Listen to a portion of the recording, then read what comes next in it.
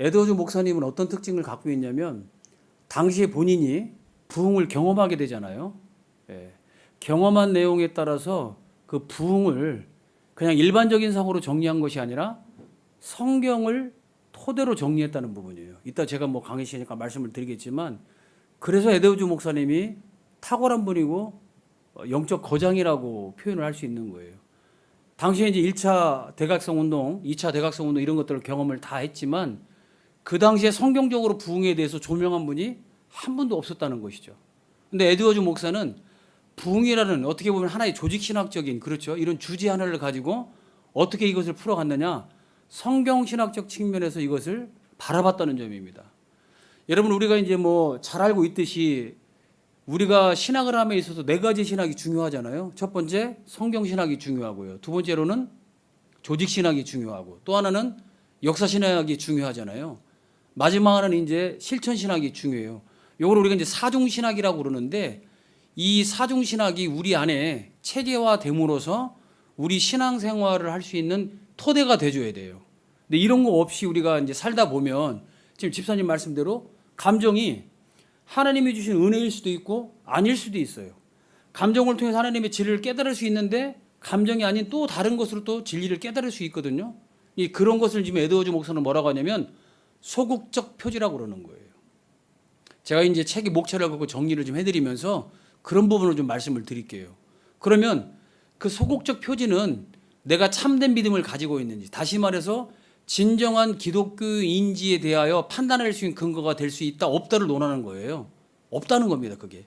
그것을 다른 말로 하면 중립적 표지라는 것이죠. 왜냐하면 감정에 의해서 그를 깨달아 가지고 눈물을 흘리는 분들이 기독교 진리만을 깨달아서 그런 분들만으로 국한되지 않죠. 좋은 시를 읽으면요 눈물이 나요. 제가 한참 어릴 때 굉장히 민감할 때 운동을 했는데 팝송만 들어도 눈물이 나더라고요. 예. 왜냐하면 막 집에 있는 형제자매가 생각이 나고 동기들과 어렵다 보니까 뭐 유행가 가사만 들어도 눈물이 나요. 그럴 수 있는 거잖아요, 여러분들. 이와 마찬가지로 감정의 기능은 성경의 이야기뿐만이 아니라 일반적인 학문과 시나 문학을 통해서도, 또 드라마나 영화를 통해서도 눈물을 흘릴 수 있다는 거죠.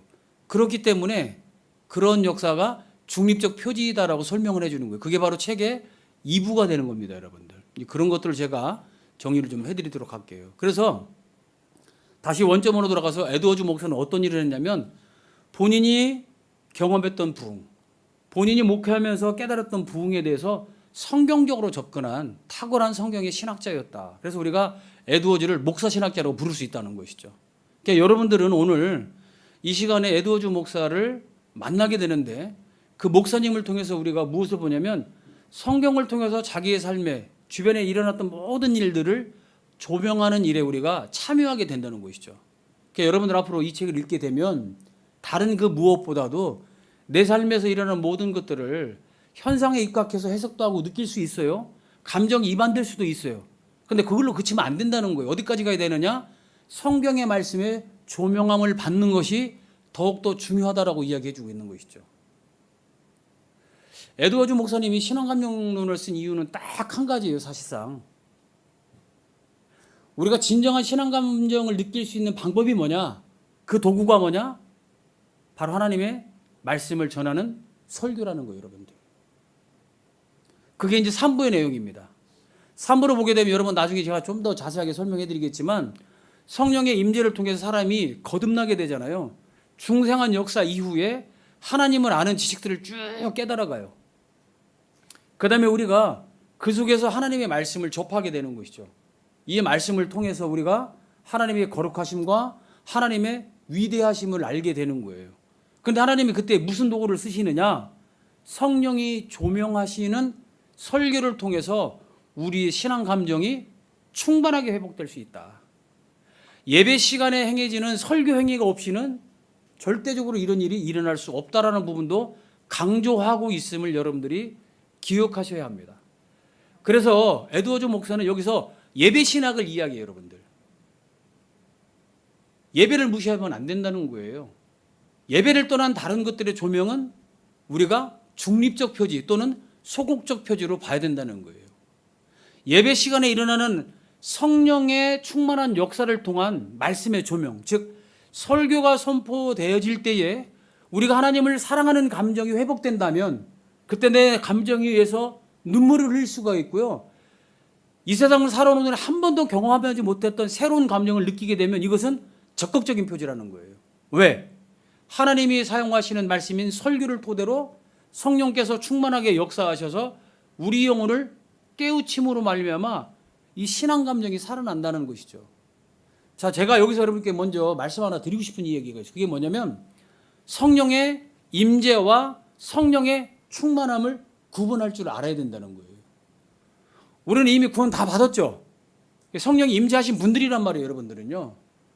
새 신자가 새로 올 때, 다시 말하면 하나님을 믿지 못한 사람이 오면 그 사람에게 절대적으로 필요한 게 무엇이겠습니까? 성령의 임재가 필요한 거예요. 그러면 이 사람이 이제 성령의 임재를 통해서 중생을 경험하게 되죠. 거듭나요. 마치 니고데모, 그 바리새인이었던 니고데모가 주님을 밤에 찾아왔던 상태는 어떤 상태였습니까? 밤이 의미하는 것은 영적으로 어두운 상태였어요. 산헤드린 공회원이었습니다. 직책 있는 분이에요. 말씀에 대한 것이 율법적으로 아주 완벽할 정도로 많이 알던 사람인데 밤에 주님을 찾아와서 자기의 거듭남을 질문을 하잖아요, 여러분. 주님께서 뭐라고 합니까? 성령으로 거듭나야 하나님 나라에 들어갈 수 있게 된다는 것이죠. 그 상태를 우리가 성령의 임재라고 하는데 그 과정을 새신자에게 필요한 거예요. 새로 하나님을 만나게 되는 사람. 우리에게는 뭐가 필요합니까? 성령의 충만하심이 필요한 거예요. 여러분들은 앞으로 그동안도 그렇게 오셨겠지만 기도할 때마다 성령의 임재를 간구하는 것이 아니라 이미 우리는 하나님의 전으로 새롭게 거듭난 사람이라 그건 다 지나갔어요. 무엇을 우리가 위해 기도하냐? 성령의 충만하신 역사. 또 한 가지, 많은 사람들이 설교하면서 성령의 영감에 따라 설교한다고 이렇게 이야기하잖아요. 잘못된 겁니다, 여러분. 성령의 영감은 이미 성경이 66권으로 종결되는 순간 끝난 거예요.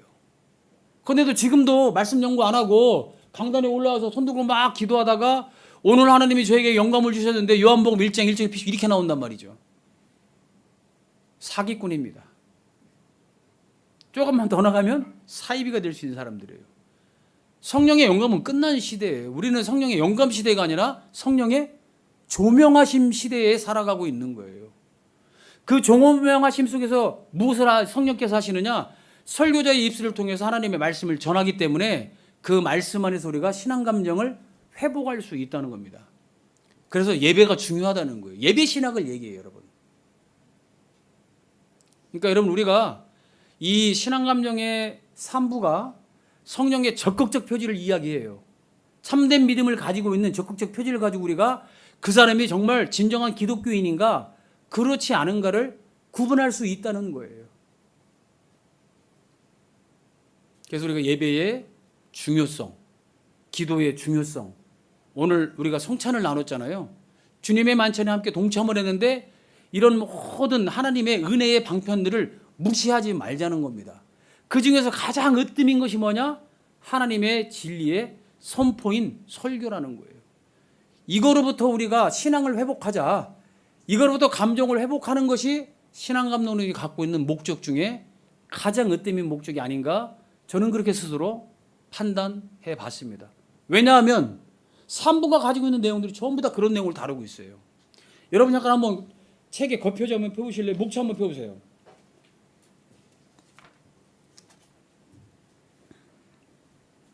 목차 피시면 제3부 제목 한번 같이 한번 읽어볼까요? 시작. 진정으로 은혜로운 고락한 감정을 뚜렷이 구별해주는 표지들. 이걸 여러분 이게 어떻게 가능하냐면 임재하신 성령께서 내재적으로 역사하셔가지고요 말씀을 깨닫게 할 때 가능하다는 거예요, 여러분들. 이건 성령의 내재적 역사를 이야기하는 거예요, 3부는. 그래서 여기 목차를 보게 되면 1번에 뭐가 있습니까? 첫 번째 적극적인 증거가 뭐라고요? 성령의 내주하심. 성령의 내주하심, 즉 임재를 통한 모든 역사가 그와 같은 일을 이끌어간다는 거예요. 그러니까 어떤 일을 이끌어가느냐? 두 번째 적극적 증거가 무엇입니까? 하나님의 하나님이 되심의 인식. 여러분 이건 하나님에 대한 인식이 있어요. 세 번째 것도 마찬가지잖아요. 그런데 어떤 인식입니까? 아름다움에 대한 인식이에요. 이걸 다른 말로 바꿔서 표현하면요. 두 번째 적극적인 증거는 뭐냐면 하나님 홀로 갖고 계신 비공유적 속성을 얘기하는 거예요. 세 번째 적극적인 증거는 뭐냐면 하나님도 공유하시고 우리도 공유한, 하나님도 갖고 계시고 나도 갖고 있는 공유적 속성을 이야기하는 거예요, 여러분들. 이걸 통해서 우리가 하나님이 어떤 분인가 알게 돼요. 하나님의 하나님 되심을, 하나님의 아름다우심을 이렇게 전개하고 있단 말이죠. 그 다음에 네 번째 증거는 뭡니까?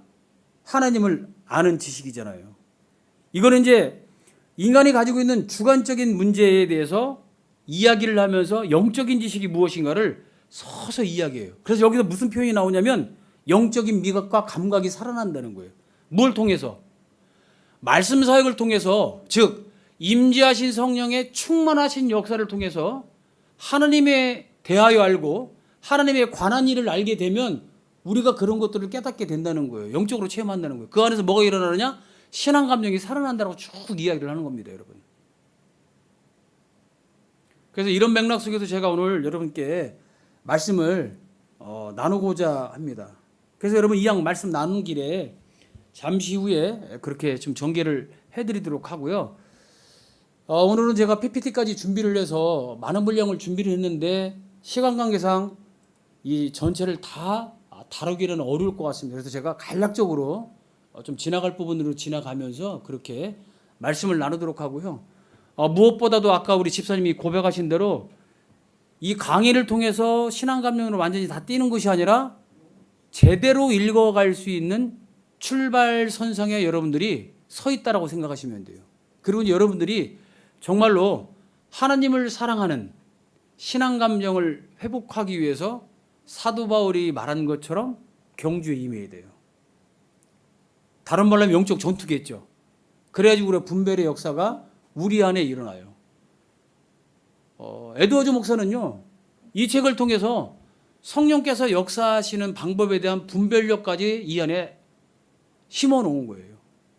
그러니까 원래 에드워즈 목사가 이 책을 쓰기 전에는 성령께서 역사하시는 방법에 대한 분별에 관련된 내용들에 대해 책을 썼어요. 그때가 언제냐면 이 부흥을 경험할 때 쓴 거예요. 그러니까 에드워즈 목사님의 이제 그 인생을 보게 되면 초기, 중기, 후기로 나눌 수 있는데 그런 과정 중에서 중기 때에 놀라운 부흥과 회심의 이야기를 쓰고 난 다음에 38살 때 성령의 역사 분별 방법을 썼어요. 그 다음에 그것도 부족해가지고 모든 것들을 다 집등해서 뭘 썼냐면 신앙감령론을 쓴 거예요. 그럼 신앙감령론 안에 앞에서 뭘 썼냐면 부흥론을 썼어요. 그러니까 한 사람이 부흥을 경험하니까 회심의 역사가 놀랍게 경험이 되죠. 그때가 에드워즈 목사님 34살 때입니다. 그 다음에 38살에 와서 야 이거 도대체 보니까 회심은 하기는 했지만 이게 왜 가능할까? 이건 성령의 역사가 분명한데 지속적인 은혜를 추구하지 않아요. 자꾸 말씀을 벗어난 삶을 살아가고 타락한 인생을 살아간단 말이죠. 이런 것들을 이제 분별하기 위해서 성령께서 역사하시는 그 방법에 대해서 분별하자는 책을 쓰게 됩니다. 그 다음에 그걸 토대로 부흥론이 무엇인가 성경적으로 조명을 하고요. 이 모든 것들을 다 집중해서 쓴 책이 뭐냐? 신앙감령론인 거예요. 그러니까 이것은 진정한 부흥이 무엇인지, 진정한 기독교가 무엇인지, 참된 믿음의 본질이 무엇인지 이런 것들을 쓴 책이라고 여러분께 간략하게 소개해 드릴 수 있습니다. 자, 그래서 제가 오늘 목차를 잠깐 먼저 소개해 드리면요. 들어가는 말로 진정한 기독교인은 무엇인가를 함께 나누도록 하고요. 그 다음에 이제 에드워즈 목사님이 이 책에서 이야기한 대로 감정과 신앙은 무엇인가에 대해서 간략하게 정의를 한번 내려보도록 하겠습니다. 그 다음에 조금 전에 말씀드린 대로 성령의 12가지 표지가 먼저 나오는데 이게 소극적인 표지입니다. 자, 여러분 책을 한번 보시겠어요? 이 부분은 어디 있냐면 우리가 2부라고 기록되어 있는 부분에 있어요. 여러분들 제2부 다 같이 한번 2부 제목을 한번 읽어보고 목차는 그대로 좀 펴놔보세요. 시작. 신앙 감정이 진정으로 은혜로운 것인지 아닌지에 대한 판단 근거가 될 수 없는 표지들. 다른 말로 하면 소극적 표지. 더 다른 말로 하면은 중립적 표지. 아니면 뭐 부정적 증거들, 뭐 중립적 증거들 뭐 이렇게 얘기할 수 있죠. 성령의 역사를 이야기한다면 성령님의 외적 역사를 얘기하는 거예요. 자, 아까 제가 오전 시간에 하나님의 나라가 두 법에서 통치한다고 그랬잖아요. 하나님이 지금도 섭리로 통치하시죠. 그게 자연법입니다. 성령님의 외적 역사인 거예요. 자, 우리는 자연법에 의해서 살아가기도 하지만 언어법에 살아간다고 그랬죠. 뭐 오늘 아까 유 목사님 말씀 들어보니까 지금 여러분들이 성경에 나오는 언약들을 쭉 배우시는 것 같아요. 창조 언약, 아담 언약, 노아 언약, 아브라함 언약, 그렇죠? 또 모세 언약, 다윗 언약, 새 언약, 뭐 이렇게 해서 7가지 언약들을 다 배우실 것 같은데 그 모든 언약 가운데에서 이런 일들이 우리가 어떻게 일어나느냐? 바로 성령의 내적 역사를 통해서 일어난다는 것이요. 그럼 그 앞서서 우리가 7개의 언약이 있는데 더 앞선 언약들이 또 3개가 중요한 게 있죠. 그게 바로 구속 언약인 거예요. 하나님이 창세전에 삼위일체 간에 이루신 언약이 있어요. 그 구속 언약은 뭐냐면 우리 택자들을 위해서 하나님께서 언약을 세우신 거죠. 성부 하나님은 언약을 계획하시고 성자 예수님은 하나님의 그 계획하심에 따라 순종하시고 성령님은 그 역사를 우리들에게 적용하기로 삼위 간의 언약을 맺은 게 구속 언약이란 말이에요. 그 언약 아래 어떤 언약이 우리에게 임했냐? 행위 언약이에요. 그게 아담의 언약이잖아요. 선악을 알게 하는 지식의 나무 열매를 따먹느냐 마느냐 이 문제를 다루고 있는 거죠. 그 다음에 그게 깨져버리니까 어떻게 됩니까? 하나님께서 창세전에 가지고 계셨던 구속 언약이 우리 삶에 적용된 것이 무슨 언약이냐? 은혜 언약이 되는 겁니다. 그 큰 세계 언약 아래 아까 말씀드렸던 7가지 언약들이 성경의 역사를 통해서 쭉 나온단 말이죠. 그 누가 역사하셔서 그러냐? 성령께서 내적으로 역사하시는 거예요. 지금 이 이분은 지금 성령의 12가지 표지가 나오는데 소극적인 표지다. 다시 말하면 신앙 감정이 참된 것인지 내가 가지고 있는 믿음이 참된 믿음인지 내가 진정한 그리스도인의 삶을 살아가는지 판단을 내리는 근거가 되지 않는다. 이럴 수도 있고 저럴 수도 있다. 제가 침례교 목사인데요. 우리 침례교 목사님 중에 굉장히 큰 교회를 하시는 분이 계세요. TV에 많이 나오는 분이에요. 다양한 분야에 나오십니다. 그분이 꼭 설교를 하다가 무슨 말 하느냐? 이럴 수도 있고 저럴 수도 있지라는 표현을 써요. 합당치 않습니다, 여러분. 예. 자, 지금 에드워즈 목사가 그걸 지금 2부에서 다루고 있는 거예요. 자, 그 다음에 네 번째로는 성령의 12가지 표지를 말씀하고 있는데 이거는 적극적 표지예요. 예. 이거는 아까 말씀드린 대로 우리의 신앙을 이렇게 저렇게 판단할 수 있는 확실한 근거가 되는 것이죠. 그래서 이거를 제가 아까 말씀드린 대로 성령의 내적 역사다라고 말씀드릴 수 있어요. 이런 부분들을 제가 이 목차별로 준비한 내용을 전달해 드리도록 하겠습니다. 자, 그러면 진정한 기독교인이란 무엇인가? 자, 여러분, 우리가 오늘 진정한 기독교인 또 영적 거장이었던 에드워즈 목사님을 지금 이 시간 만나게 됩니다.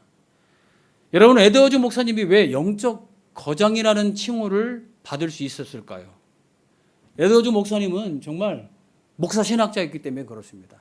첫 번째, 에드워즈 목사님의 인생 목표가 거룩이었다는 사실입니다.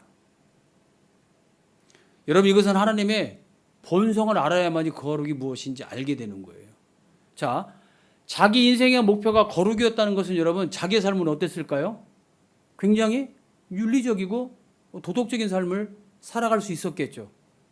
그것보다 더한 건 뭡니까? 세상의 윤리와 도덕을 뛰어넘는 하나님의 거룩을 담고자 하는 그런 노력이 있었던 사람이라고 우리는 평가해 볼 수 있는 것입니다. 그럼 에드워즈 목사가 자기 자신의 거룩한 신앙을 위해서 어떤 일을 했느냐? 그것은 책을 보면 돼요. 그 초기 시절에 어떤 걸 했냐면 결심문을 썼어요. 우리가 흔히 알고 있는 에드워즈 목사님의 비전 선언문 있죠? 바로 그겁니다. 자기는 이것을 결심하고 반드시 평생의 신앙생활을 통해서 겨룩을 위해 쫓아가겠다라고 한 게 결심문인 거예요. 그 다음에 에드워즈 목사님은 어떤 일을 했냐면 자기 자신의 신앙을 점검하기 위해서 일기를 썼어요. 신앙 일기죠. 이건 정말 우리 모두에게 필요한 일이 아닌가 싶습니다.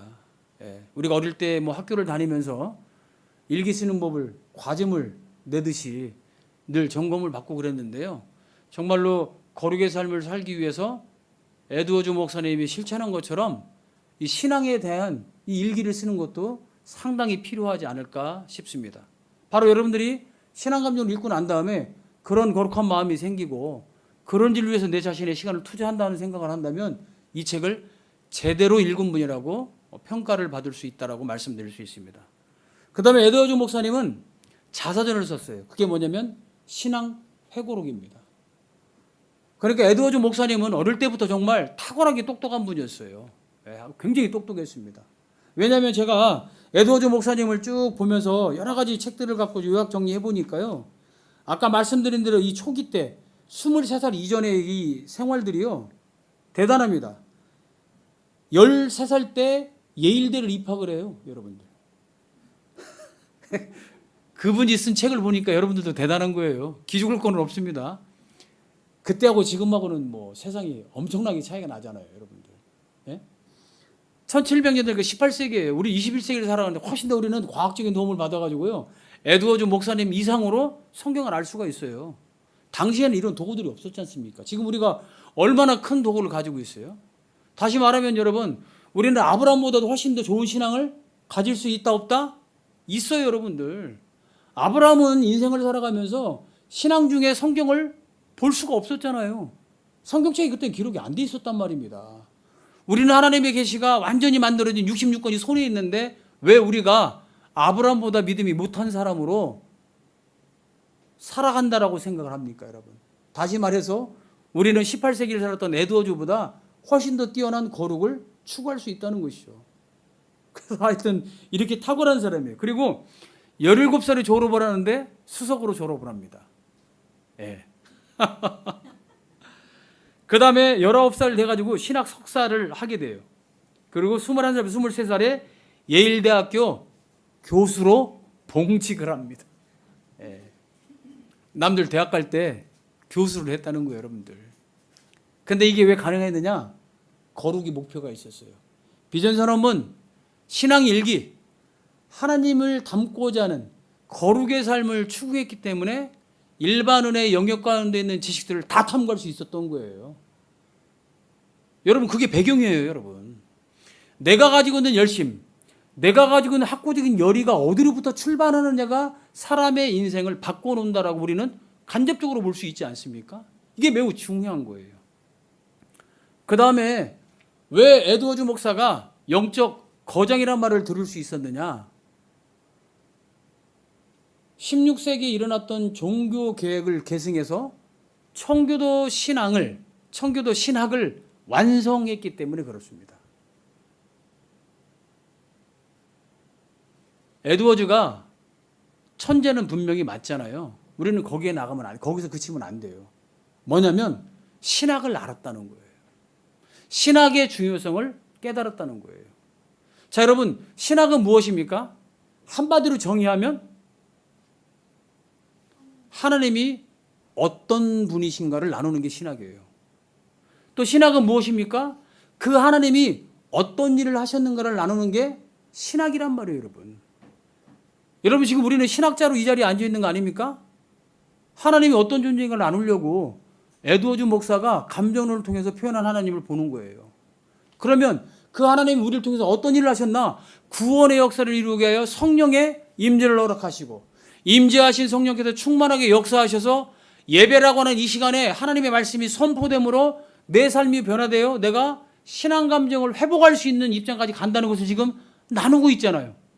우리 모두는 다 신학자인 거예요. 신학을 알았다는 것이 중요한 거예요. 다시 말씀드리면 우리 모두는 다 에드워즈 목사님처럼 영적 거장의 반열에 들어갈 수 있는 토대가 마련되어 있는 교회 안에 있다는 것이죠. 예. 한 번만 하면 하시네. 예. 그렇습니다, 여러분. 그래서 에드워즈 목사는 영적 거장이라고 성경이 이 책이 또 교회사가 평가를 해주고 있는 것입니다. 자, 그러면 우리가 진정한 기독교인이 되기 위한 방법이 무엇일까? 자, 우리가 진정한 기독교인, 영적 거장인 에드워즈를 만났는데 어떻게 하면 그것이 가능할까? 다른 것은 다 차치하고요. 에드워즈의 삶을 보게 되면 당연히 깨달을 수 있습니다. 자, 먼저 에드워즈 목사님은요, 신앙 방법론에 대해서 두 가지의 주력을 다했어요. 첫 번째가 뭐냐면 성경 연구를 했습니다. 하나님의 계시를 연구한 거예요. 특히 성경을 연구하면서 어떤 부분에 가장 힘을 기울였을까요? 아까 인생의 목표가 뭐였죠? 거룩이잖아요. 거룩은 성화를 통해서 이루어지지 않습니까? 성화론을 열심히 찾은 거예요, 여러분들. 이게 또 청교도 신앙의 핵심 중에 하나입니다. 성화, 회심론. 회심 이후에 우리가 그 은혜를 잊어버리는 것이 아니라 그 회심의 은혜를 토대로 성화의 삶을 어떻게 살아가느냐. 그게 청교도들이 가지고 있던 신앙생활이었잖아요. 검소하면서 열심히 쓰면서 사회에 얼마나 봉사를 많이 했습니까? 이 모든 것들이 다 뭐예요? 거룩이라고 하는 것들이 토대가 돼서 일을 했어요. 근데 이걸 어떻게 찾았느냐? 성경 연구를 통해서 성화론을 연구했기 때문에 그런 일이 가능했던 겁니다. 다시 말하면 내가 신앙생활하는데 신학 공부를 하는 방법론의 원리를 어디서 찾았다? 성경 안에서. 무엇을 통해? 성화론을 통해서 찾았다는 거예요. 두 번째로 에드워즈 목사가 거룩의 길을 추구하기 위해서 어떤 일을 했느냐? 교회사를 읽었습니다. 교회사를 통해서 자기보다 먼저 영적 거장이었던 인물들을 만난 거예요, 여러분. 자, 그럼 이거 두 가지를 얘기해 볼게요. 성경을 연구한 건 성경신학에 충실했다는 얘기죠. 교회사를 읽은 건 뭡니까?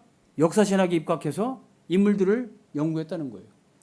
어거스틴, 펠라기우스, 그 두 사람의 차이는 무엇인가? 로부터 출발해서 종교개혁에 이르기까지 중세가 왜 그럴 수밖에 없는지에 대한 내용들을 충분히 탐구했던 인물 중에 하나가 에드워즈 목사였던 거예요. 그래서 개혁신학, 즉 16세기에 있었던 종교개혁을 토대로 만들어지기 시작한 이 개혁신앙을 통해서 청교도 신앙을 완성할 수 있었던 거예요, 여러분. 그래서 여러분 지금 어떤 일을 하고 계십니까? 오늘 예배 시간에 우리가 하나님의 말씀인 성경을 연구했잖아요. 성경신학을 했어요. 지금 뭐 하고 있는 거예요? 역사신학. 18세기 영적 거장이었던 에드워즈를 우리가 만나는 겁니다. 그러니까 여러분들은 지금 누구와 같은 일을 하고 있죠? 에드워즈 목사가 하고 있는 거룩의 길을 가기 위해서 두 가지 공부를 다 하고 있는 거예요. 성경신학 오전에 했고 오후에는 지금 뭘 하고 있습니까? 역사신학을 하고 있는 거예요. 그런데 여기 보니까 성령의 외적 표지와 내적 표지, 성령의 외적 역사와 생명의 외적 역사를 지금 갖고 있잖아요. 이게 다 지금 뭐 하는 거야? 조직신학을 또 하는 거예요, 여러분들. 사람이 가지고 있는 감정인가를 다루는 문제는 무엇입니까? 인간론을 다루는 거 아닙니까? 이 조직신학 주제 중에 하나인 거예요. 그러니까 여러분들은 절대로 기죽을 일도 없고 우리가 지금 에드워즈 목사처럼 영적 거정이 추구했던 거룩의 길을 가기 위해서 성화의 삶을 살기 위해서 우리가 이렇게 시간을 할애하고 있다고 여러분들이 보시면 되는 것입니다. 그 다음에 우리가 여러분 어떤 것이 필요하냐면 성화의 삶을 위해서는 이 본서가 반드시 필요합니다. 왜냐하면 에드워즈 목사는 크게 두 가지를 공헌을 했어요. 이 책을 통해서. 한 가지는 뭐냐면 신앙 환원을 막았던 거예요. 자꾸 사람들이 그 당시에 어떤 일이 있었냐면 은혜를 받으면 도덕과 윤리로 돌아가는 걸로 사회 변혁운동을 인하여서 가는 걸로만 그것이 진정한 그리스도인의 삶이라고 여겼던 그런 시대였습니다. 그런데 우리는 거기까지 가면 안 되잖아요. 그걸로 끝을 내면 안 되잖아요. 그걸 넘어서야 되잖아요. 지금 에드워즈 목사는 바로 이 책을 통해서 우리들에게 신앙이 환원되는 것을 저지시켰어요. 신앙의 도덕성, 사회성, 정치성 이걸 가지고 사회의 변혁 수단으로만 그치는 것에 대해서 저지를 했던 거예요, 여러분들. 다시 말하면 잘못하면 아까 오전에 설교에 비유해서 말하면 하나님이 한 날에 치우칠 수 있는 거예요. 변혁주의에 머무를 수 있는 거예요. 그렇지 않다는 것이죠. 보존주의적 입각해서 우리가 세상을 살아간다라고 이 책이 영향을 줬다라고 말씀을 드릴 수가 있습니다. 또 한 가지는 뭐냐면 경험을 인정을 했어요. 그리고 성경을 토대로 한 지식을 가지고 신앙을 보존할 수 있는 일에 큰 역할을 담당했다라고 말씀드릴 수 있습니다. 그래서 이것은 어떻게 되냐면 사람이 가지고 있는 이성을 통해서 지식이 필요하잖아요. 그 다음에 사람이 가지고 있는 경험을 통해서는 체험이 필요해요. 그러니까 이성과 감정의 균형을 이야기하고 있습니다. 에드워즈 목사님이 살던 당시 18세기는 여러분들 사람의 인격에 대해서 두 가지로만 분류했어요. 우리는 지금 21세기를 살아가면서 사람이 갖고 있는 인격을 지정의 세 개로 나누죠. 지식과 감정과 의지로 나누는데 에드워즈 목사님이 살던 당시 18세기에는 사람을 두 가지로 봤어요. 이성과 감정. 그 감정 안에 의지가 표현됐다고 본 거예요, 여러분. 그래서 에드워즈 목사님이 거기에 입각해서 사람이 은혜로운 감정을 회복하게 되고 그것을 알게 되면 의지적으로 주님의 말씀을 따라간다라고 이렇게 이야기하는 거예요, 여러분들. 그럼 우리가 이성적으로 어떤 걸 깨달을 수 있느냐? 성경의 지식을 깨달아야 되는 것이죠. 자, 제가 조금 전에 사람이 갖고 있는 인격이 지정의라고 그랬죠. 믿음도 여러분 세 가지 요소가 있습니다. 믿음은 어떤 게 있냐면 지식과 동의와 그 다음에 신뢰라는 게 있어요. 자, 우리 인격이 가지고 있는 지식이 성경의 지식을 말하는 지식입니다. 이성이 이렇게 만나죠. 두 번째, 사람의 인격의 감정이라고 그랬잖아요. 그건 동의예요. 여러분 우리가 동의한다는 건 감정적으로 감정이 이반된다는 거예요. 자, 여러분 이 컵이 여기 있는 종이컵보다 더 튼튼하죠? 내가 여러분 이거 선물로 드리면 뭘 가지시겠습니까? 하면은 이걸 선택하시겠죠? 왜 그럽니까? 지식적으로 깨달은 바를 마음이 움직여 주잖아요. 그래서 이걸 내가 선택하게 되는 것이죠. 그걸 우리가 의지적 표현이라고 그러는 거예요. 자, 동의가 바로 그런 역할을 한단 말입니다. 감정이 이반돼서 내가 하나님의 뜻을 수용하겠다로 내 감정이 일어난다는 거예요. 자, 사람이 가지고 있는 마지막 요소가 뭐라고 그랬죠? 의지라고 그랬죠. 그 의지를 믿음에 가서는 뭐라고 얘기하냐면 신뢰라고 그래요. 그래서 우리가 의지가 발동이 되면 하나님의 지식을 통해 마음이 동의가 되면 신뢰함으로 그 삶을 살아가게 되는 거예요. 그게 신앙생활인 거예요, 여러분들. 이런 부분들이 있어서 여러분들이 이 책을 읽게 되면 그런 것들을 깨달을 수 있다. 그래서 지금 에드워즈 목사는 이 책을 통해서 두 가지를 공언을 했다. 첫째, 신앙이 환원되는 것을 저지하고 사람이 가지고 있는 이성과 감정을 통해서 신앙을 깨닫게 하고 감정적 체험을 통해서 하나님의 역사 가운데 살아갈 수 있는 삶을 만들었다라고 우리가 볼 수 있게 되는 것입니다. 그래서 여러분 신앙 감정론은 놀랍게도 두 가지 사유를 담고 있다는 사실을 놓치지 말아야 합니다. 그게 뭐냐면 감정이 무엇인지 그리고 움직이는 감정을 어떻게 알아갈 수 있는지에 대한 사유가 있는 거예요. 감정의 정의 그리고 느끼는 감정이 무엇인가 어떻게 움직이는가에 대한 생각이 있었다는 것이죠. 또 한 가지는 뭐냐면 성령께서 임하셨을 때에 일어나는 감정이입이 무엇인가에 대해서 깊이 있게 숙고했다는 거예요. 이 두 가지 사유체계가 결론적으로는 신앙감정론을 완성할 수 있는 그런 생각들이었다라고 여러분들이 이해하시면 큰 도움이 될 것 같습니다. 자, 그러면서 이게 이제 에드워즈 목사님에 대한 여기 많은 부분들을 할애했잖아요. 제가 간략하게 정리를 해 드린 겁니다. 자, 그럼 이제 본서가 시작하는 부분이 무엇입니까? 그게 일부잖아요. 감정과 신앙. 여러분 목차 한번 펴볼까요? 목차.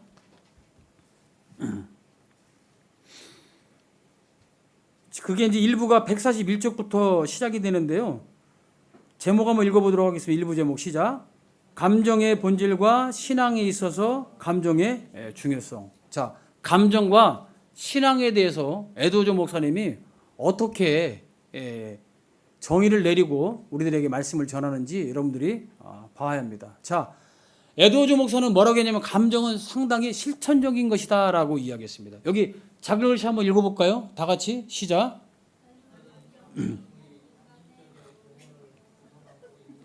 의지와 성향이 지닌 더 활기차고 감지할 수 있는 활동이라고 생각한다. 감정이 정적입니까? 동적입니까? 동적인 거예요. 움직이게 하는 거예요. 그러니까 감정을 아까 제가 18세기에는 사람들의 의지와 같이 봤다고 그랬죠. 두 가지 요소가 이렇게 섞여져 있는 거예요, 여러분들. 그러니까 감정이 있는 것은 실천인 거예요. 내가 움직이다 보면 감정에 따라 움직인다라고 에드워즈 목사님이 이야기해주고 있다는 것입니다. 그런데 여러분, 감정은 격정과 다르다는 거예요. 다시 말하면 여러분, 감정은 통제할 수 있는 그런 거예요. 격정은 내가 통제하지 못하는 것. 그걸 우리가 격정이라고 말씀드릴 수 있습니다. 자, 아까 여기 우리가 지금 첫 번째 감정은 실천적인데요. 에드워즈 목사는 이 감정에 대해서 아주 여러 가지 것들로 표현을 했어요. 성향, 의지, 정신, 마음. 그렇죠. 아마 여러분들이 이 책을 읽으시면서 그러면 여러 개 막 단어들이 막 수식되는 걸 보고 혼란스러워 하실 것 같아요. 그거 다 차치하고 어떻게 정리하면 되냐? 감정에서 내 의지가 발현된다. 다시 말하면 감정은 내 의지의 방향타예요. 배의 키와 같은 거예요, 여러분들. 지금 그거를 우리 에드워즈 목사님이 감정을 그렇게 다양하게 표현했던 것을 우리가 이 책을 통해서 볼 수가 있습니다. 자, 그러면 감정이 제가 조금 전에 격정과 다르다고 그랬잖아요. 감정은 격정과 비교해 보면 감정은 훨씬 더 포괄적인 거예요. 이해를 토대로 해서 자아를 통제할 수 있는 능력이 있는 게 바로 여러분 감정입니다. 그래서 무엇인가를 선택하게 되죠. 다시 말하면 그렇게 포괄성 있는 감정을 가지고 있으면 우리가 어떻게 돼요? 의지와 성향이 균형을 이룰 수 있는 거예요, 여러분들. 그 다음에 여러분 격정은 어떤 것이냐면 협소해요. 다시 말하면 정신의 통제가 어려운 감정을 우리가 격정이라고 이야기합니다. 그럼 어떻게 될까요? 의지와 성향이 있어서 불균형 상태가 일어나요. 격분한 사람들 보세요, 여러분들. 자기가 막 의지하는데요, 몸이 마음대로 안 돼요. 그렇잖아요. 내가 가지고 있는 성향은 이런데 격분이 막 일어나면 그 성향대로 표현이 안 된다니까요, 여러분들. 그래서 우리가 그런 일들이 일어나요. 그러니까 여러분 지금 에드워즈 목사는 목사 신학자이기 전에 어떻습니까? 사람에 대한 메커니즘을 확실히 잘 알아요. 여러분, 그래서 우리가 여기서 조금 제가 깊게 좀 짚어드리고 싶은 말씀이 있는데 뭐냐면요, 우리 에드워즈 목사님이 갖고 있는 인간론에 대한 이해가 필요해요, 여러분들. 여러분들 우리를 어떻게 생각하고 계십니까? 에드워즈 목사는요, 사람에 대해서 아주 놀라울 정도로 인간을 이해했어요. 다시 말하면 하나님께서 창조하실 때 인간을 이와 같이 만들었다는 내용을 누구보다 잘 알고 있었어요. 그래서 이 감정을 분석할 수 있었던 거예요. 격정과 다르다라고 정의를 내릴 수 있었던 거예요. 에드워즈 목사님의 말에 의하면 하나님이 인간을 창조하실 때 첫 번째 아담을 만드셨죠. 그 아담 안에는 두 가지의 원리가 있었어요. 하나는 하등의 원리, 하나는 상위의 원리가 있었어요. 하등의 원리는 뭐냐면 자연적인 원리를 말해요. 이걸 딱 우리가 열등이라고 표현할 수 있어요. 열등. 다른 말로 하면 이것은 왜 우리 안에 존재하냐면 섬김이 목적인 거예요. 뭐가요? 하등의 원리가 그렇습니다. 근데 이 하등의 원리 가운데 어떤 부분이 있냐면 자연적인 욕구가 이 속에 담겨져 있어요. 우리가 배고픈 것, 사랑이 막 마음 안에 갈망으로 일어나는 것, 모든 것들이 있죠. 이런 것들이 이 안에 있어요. 잠이 오는 것, 식욕이 움직이는 것, 이런 모든 것들이 다 이 하등 원리에 존재한다는 것이죠. 그리고 또 우리가 이런 걸 통해서 어떻게 나아가냐면 자기 사랑, 또 자유, 또 명예를 추구하기도 하고 즐거움을 매우 사랑하는 마음도 이 하등 원리 가운데 있는 거예요, 여러분들. 이걸 가지고 우리가 영적으로 보면 어떻게 되냐면 도덕적으로는 여러분 중립적인 원리라고 말씀드릴 수 있어요. 또 한 가지, 이것을 성경적으로 이야기한다면 하위 원리가 원하는 대로 내버려둔 상태가 뭐냐? 바로 육신인 거예요, 여러분. 성경에서 우리를 육신이라고 표현하잖아요. 그게 바로 하등 원리만 작용할 때, 하등 원리에서 내 욕구만 채우고 나만 사랑하고 나만 생각하는 것, 그저 먹고 사는 것이 인생의 목적이라고 생각하는 게 다 어디에 속한다? 육신에 속하는 것이라고 표현하고 있는 거예요. 자, 그럼 여기 반면에 상위 원리는 무엇이냐? 초자연적 원리예요. 이걸 고등한 것이라고 얘기해요. 이걸 왜 주셨느냐? 지배 원리입니다. 여러분, 다시 말하면 사람이 이 상위 원리를 가지고요, 나의 하등 원리를 어떻게 해야 돼요? 지배해야 되는 거예요. 그러면 우리가 이것을 가지고 어떻게 우리가 살아갈 수 있느냐? 신령한 것을 사랑하게 돼요. 거룩한 것을 추구하게 돼요. 그래서 이것을 우리가 뭐라고 하냐면 신적 원리라고 표현해 볼 수 있는 거예요.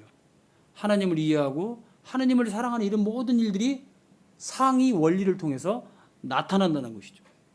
영적으로 표현하면 하나님의 영적 형상과 인간의 의와 이 모든 것들이 조화를 이뤄서 참된 거룩을 쫓아갈 수 있는 방법이 이 지배적 원리를 통해서 나타난다라고 이야기할 수 있어요.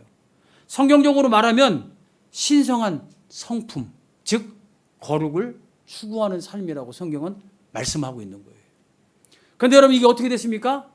놀랍게도 타락사건이라고. 타락사건.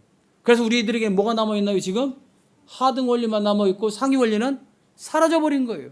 무기력해진 거예요. 그러니까 상위 원리가 우리를 지배해야 되는데 하등 원리가 우리를 지배함으로 말미암아 세상 것, 육신의 것만 추구하게 된다라고 에드워즈는 사람을 그렇게 이해했던 거예요.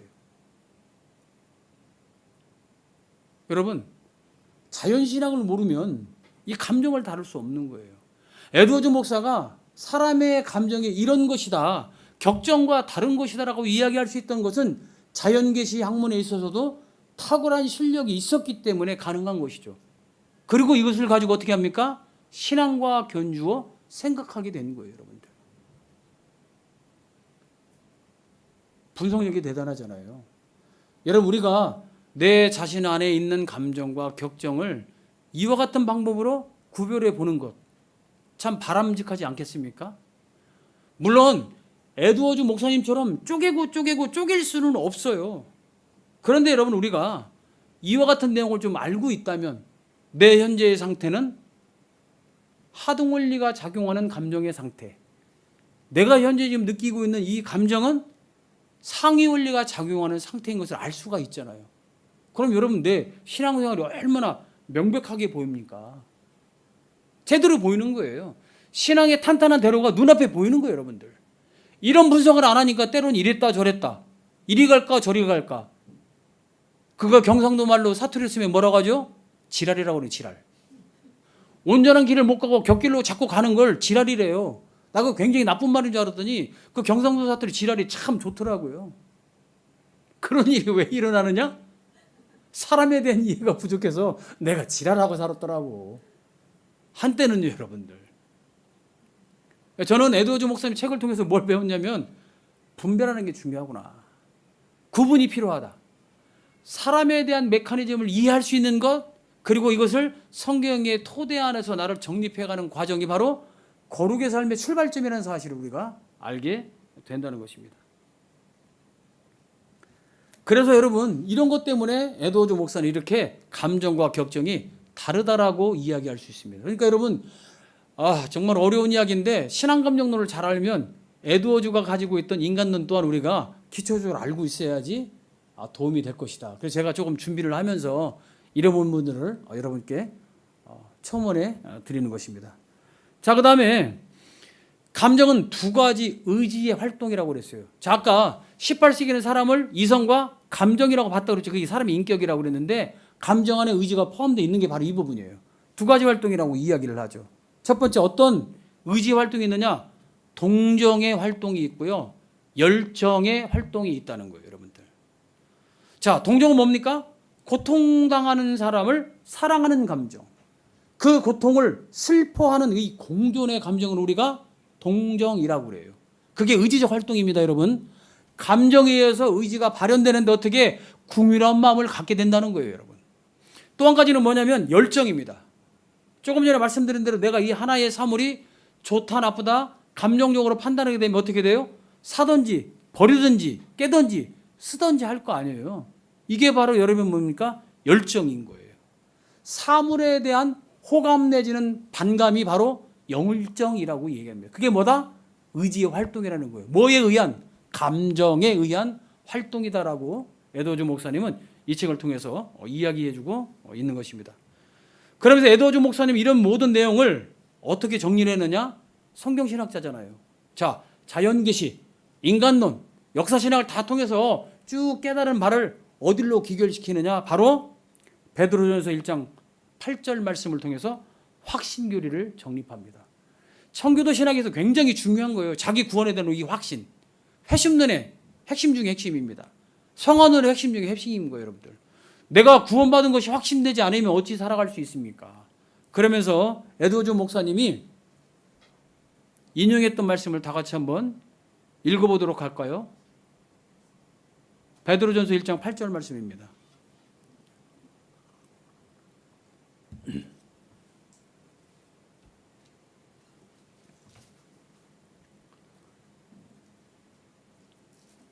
다 같이 한 목소리로 읽어볼까요?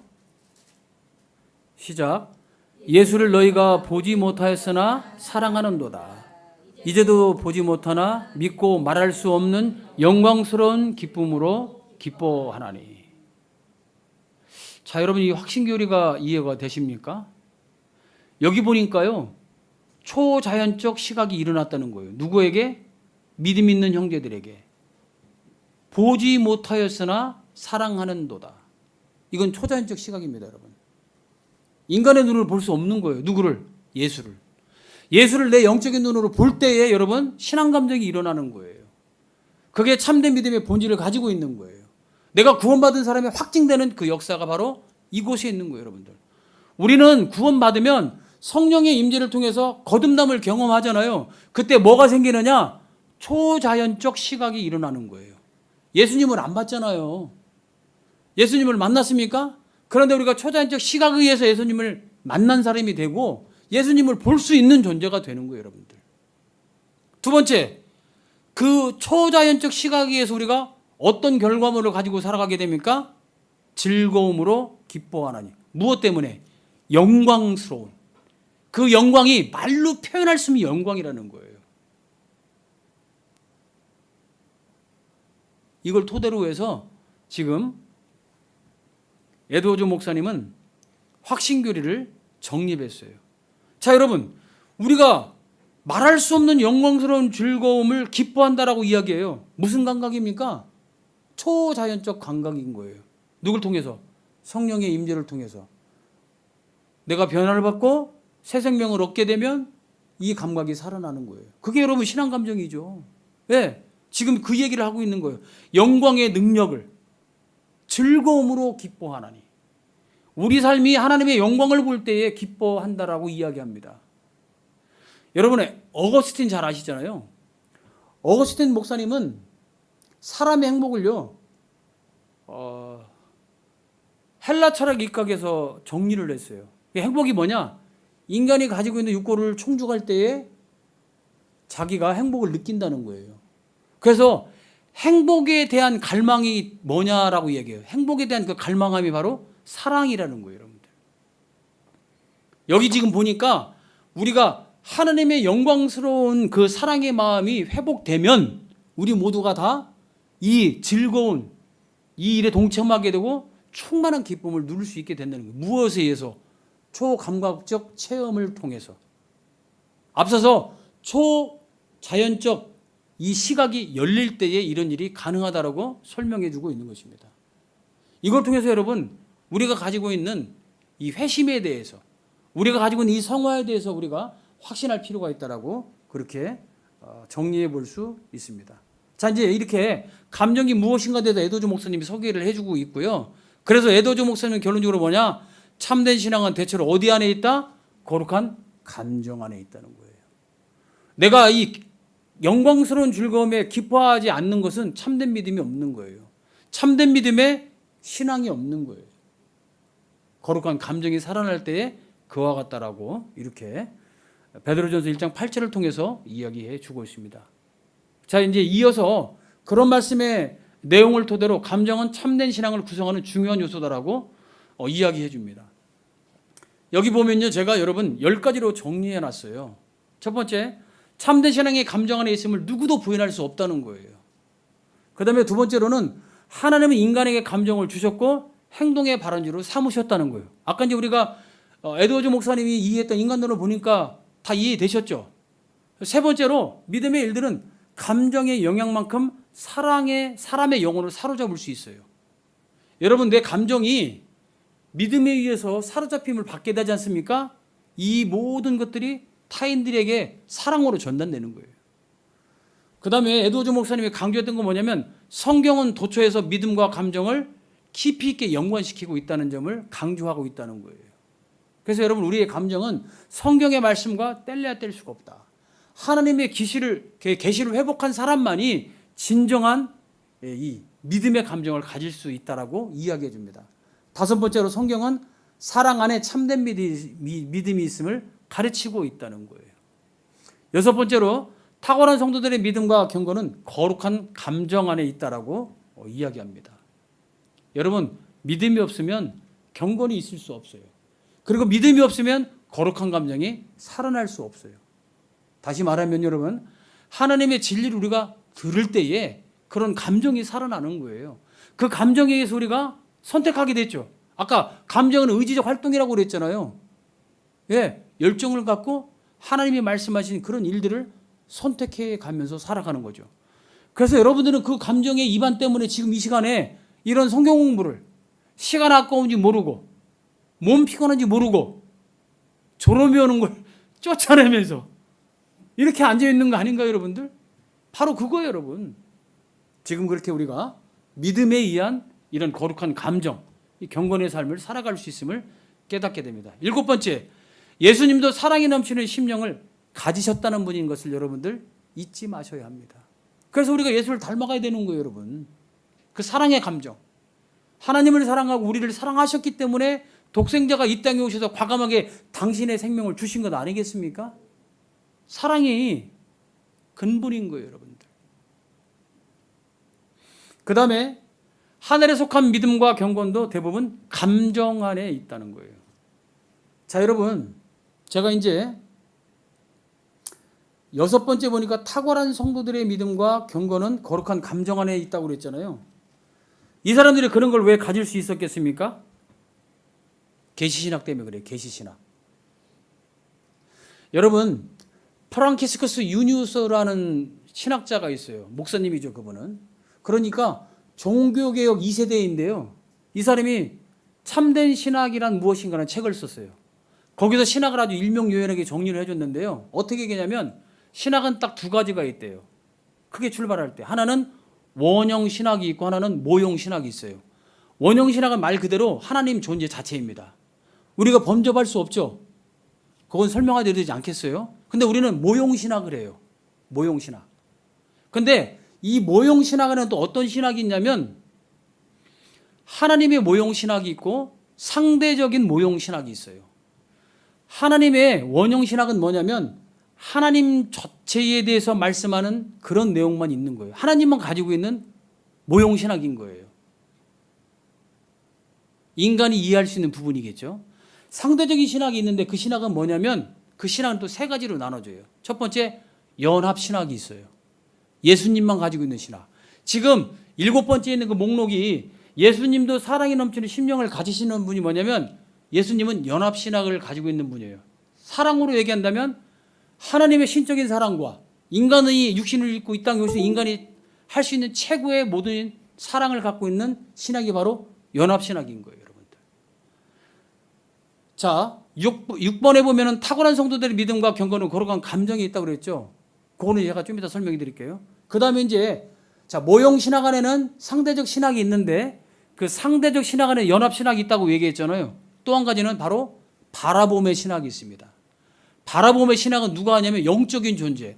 천사 내지는 우리보다 먼저 하나님을 믿다가 천국 가신 분들 있죠. 그분들이 갖고 있는 신학을 바라봄의 신학이라고 그래요. 여러분, 우리가 천국 가면 성경책이 필요 있다 없다? 필요 없어요. 하나님을 직접 알아내요. 그래서 바라봄의 신학이라고 그래요. 다른 말로 하면 통찰 신학이라고 그럽니다. 그게 어디 있냐면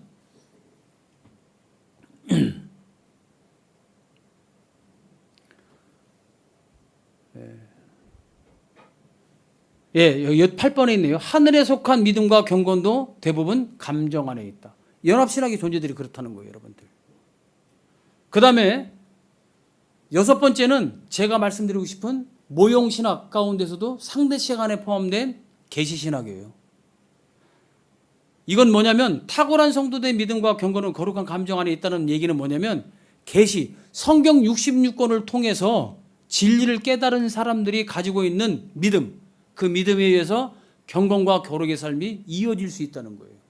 우리는 여러분 이 땅에 살면서 신학을 하는데 어떤 신학을 하느냐? 계시신학만 하는 거예요. 바라보는 신학 못합니다. 연합신학 못해요, 여러분들. 우리는 신학 가운데 모형을 하는 거예요. 다시 말하면 하나님 전체를 알 수가 없어요. 어떻게 알 수 있느냐? 성경 66권 안에 계시된 하나님만을 알 수 있다는 거예요. 그것만 제대로 알아도 제대로 된 믿음을 가지고 경건한 삶과 그 다음에 거룩한 삶을 살아갈 수 있다라고 표현하고 있는 겁니다.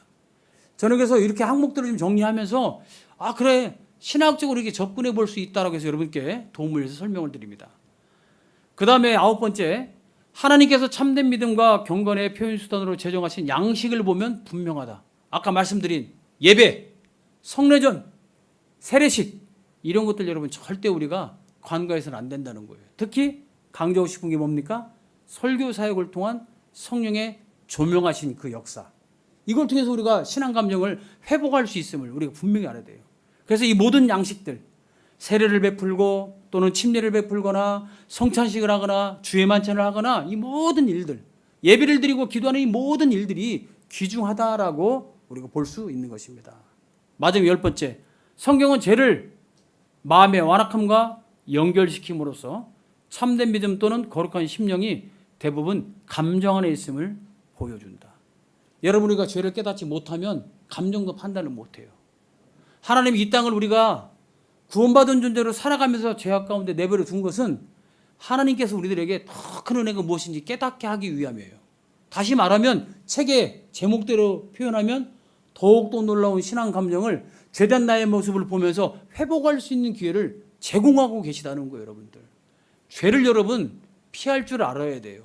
무서워할 줄 알고 두려워할 줄 알아야 되지만 그 이면에는 하나님의 더 깊은 사랑을 깨달을 수 있는 도구로서 하나님이 그 죄악을 내버려 두셨다는 것 또한 잊지 말아야 된다라고 말씀드릴 수 있습니다. 자, 그러면 이와 같은 감정이 신앙에 있어서 정말 얼마나 중요할까? 적용적인 사례를 잠깐 보도록 하겠습니다. 자, 대각성 시기에 지금 에드워즈 목사님이 목회자로서 활동을 하면서 경험을 했잖아요. 근데 어떤 오류를 보면냐면 모든 신앙 감정을 믿지 못하거나 실체가 없는 것으로 분리해버렸다는 거예요, 여러분. 신앙 안에 일어나는 감정들을 다 무시해버렸어요. 왜냐하면 이성주의가 팽배했던 시대이기 때문에 그래요. 18세기가. 그거 아니라는 거예요. 이성의 역할도 필요하고 감정의 역할도 필요하다. 이것을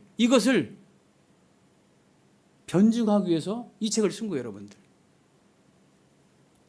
두 번째, 참된 신앙이 감정 안에 있다면 그 감정을 움직이게 하는 수단들을 구해야 된다. 그게 무엇이 있습니까?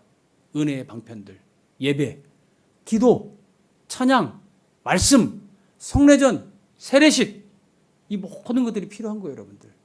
이것들을 절대적으로 우리가 인위적인 것으로 생각하지 말고 우리 신앙 감정을 만들어내는 중요한 요소 중에 하나라는 것을 여러분들이 반드시 알아야 합니다.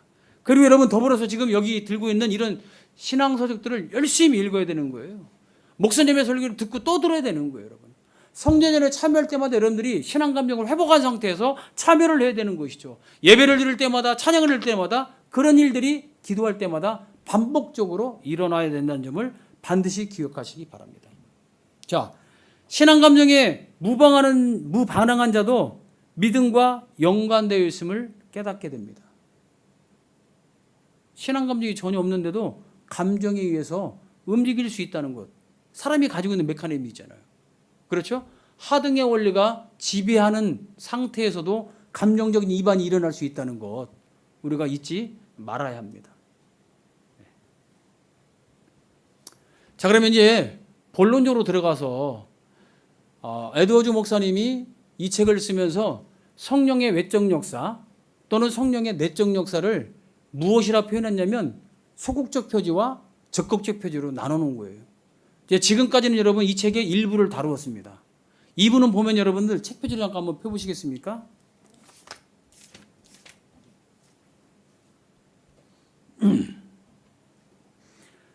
열두 가지 성령의 외적 역사, 소극적 역사를 기록해 놨어요. 여기 같이 이제 말씀을 좀 나누도록 할 건데요. 감정의 정도. 어떤 것일까요, 여러분? 아주 높이 고양된 감정은 참된 믿음의 소유를 판단하는 표주가 될 수 있는가라는 질문을 던진 거예요. 에드워즈 목사님은 뭐라고 얘기했습니까? 될 수 없다는 거예요. 고양된 신앙 감정도 영적이지 않을 수 있다는 거예요. 구원에 이르지 못한 경우도 있는데 그런 신앙 감정을 표현할 수 있대요. 격한 감정을 여러분들. 그래서 첫 번째 다루고 있는 감정의 정도면 가지고는 우리가 참된 믿음을 가지고 있는지 내가 진정한 그리스도인인지 판단할 수 있는 표지가 아니라고 얘기해 줍니다. 그래서 여러분들 우리가 교회 신앙생활하면서 다양한 사람들을 만나게 되는데 감정의 정도에 따라 은혜로운 사람인지 그렇지 않은 사람인지 판단할 필요가 없는 거예요, 여러분들. 물론 우리가 남을 판단해서는 안 됩니다. 더 앞서서는 나를 점검할 때 여러분들이 그렇게 점검할 필요가 있다는 것이죠. 두 번째, 에드워즈 목사님이 무엇을 다뤘습니까? 몸의 격렬한 반응을 다루었어요. 자, 여러분, 탐구 질문은 뭐냐면 감정에 의한 몸의 격렬한 반응은 참된 믿음의 소유를 판단하는 표주가 될 수 있는가라는 문제를 다루었어요. 어떨까요? 될 수 없다는 것입니다. 다시 말하면 중립적 표지, 소극적 표지라는 거예요. 왜냐하면 우리의 일반적인 감정과 영적인 감정은 몸에 큰 영향을 줄 수 있어요. 여러분, 저는 운동했던 사람인데요. 우리 팀이 잘하면 목소리가 지금보다 훨씬 더 커집니다. 파이팅이 나오고요. 뭐 그냥 목 쉬는 걸 몰라요. 그렇지 않습니까? 그 일반적인 감정이잖아요. 이번에 우리 선수들이 금메달 따니까 어떻습니까? 막 소리를 지르죠. 저기 제 딸이 있는데 저한테 그래요. 아빠는 박주영의 아빠가 아니라 손흥민이네 아빠래요. 토트넘에 골만 넣으면 막 열광을 하거든요. 일반적인 감정. 그것도 몸에 격렬한 반응을 일으킬 수 있다는 거예요. 표지가 될 수 없다는 겁니다, 여러분. 우리 이것에 많이 속지 않았습니까? 여러분들 사랑샘교회 만나기 전에 어땠습니까?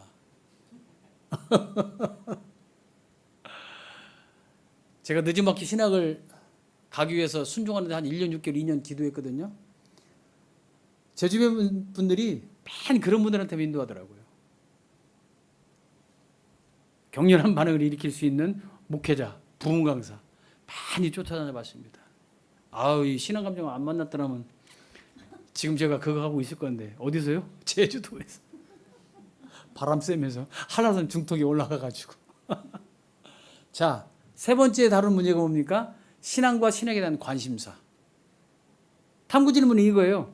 신앙과 신학에 대한 관심은 참된 믿음의 소유를 판단하는 표주가 될 수 있는가? 중립적 표지라고 얘기하고 하니까 뻔하지 않습니까? 될 수 없다는 거예요. 왜? 성경은 유창한 언어로 신앙을 표현하는 것이 건전한 영성 상태를 구별하는 원리라고 절대 말하지 않는다는 거예요. 하나님의 복음을 전한 사람들 중에 말이 어둔한 사람이 얼마나 많습니까? 네? 모세 생각해 보세요. 본인이 하나님의 말씀을 부여받고 이스라엘 민족들을 이끌어가는 지도자 역할을 했는데 어떻게 돼요? 이방인 장인 이들로 시켜가지고 행정적 절차를 다 만들어내지 않습니까, 여러분들? 언어 능력도 별로 탁월하지 않았을 거예요, 여러분들. 그렇지 않습니까, 여러분? 아볼로와 바울파, 그렇죠? 왜 나눠줬습니까? 말을 누가 잘했어요? 아볼로가 월등했지 않습니까? 따라가는 거예요, 사람들이. 그런데 그것만 갖고는 안 돼. 물론 좋은 사람이긴 하지만, 그러니까 여러분, 우리가 유창한 언어로 말씀을 잘 전한다고 해서 그거 우리가 깜빡 속아 넘어가면 안 된다는 거예요. 신학적인 이야기 많이 하고 신학이 어떻다고 늘 이야기한다고 해서 그 사람이 적극적 표지를 갖고 있다라고 볼 수 없다는 거예요. 참된 믿음이 없을 수도 있다는 점을 간과하지 말아야 된다. 여러분, 지금 세상에 나가보세요. 이런들 얼마나 기가 막힌 프로그램과 기가 막힌 대화와 사람을 연합하는 언어를 갖고 얼마나 많이 쓰러뜨리고 있어요. 그거 주의하라는 얘기입니다. 네 번째, 감정의 자가 생산 여부. 이 부분에서는 탐구 질문이 뭐냐?